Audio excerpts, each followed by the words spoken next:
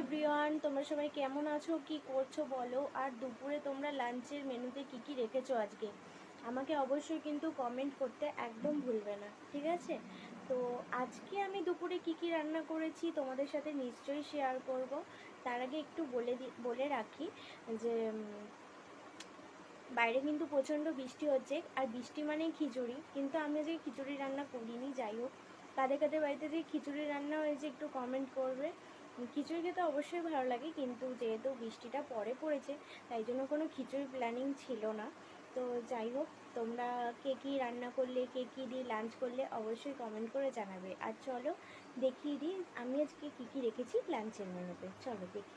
আর লাঞ্চের মেনুতে আছে যে গরম গরম ভাত, সাদা ভাত, আর রয়েছে তোমার থোর ভাজা, এই যে থোর ভাজা, আর এদিকে রয়েছে তোমার ডিম কষা, দেখে নাও। এদিকে রয়েছে ডিমের কষা,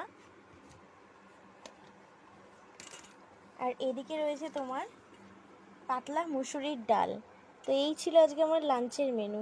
তোমরা কে কী খেলে বা কে কী রান্না করলে অবশ্যই কিন্তু কমেন্ট করতে একদমই ভুলো না। কমেন্ট করো, আমি কিন্তু তোমাদের কমেন্টে অপেক্ষায় থাকলাম। চলো টাটা।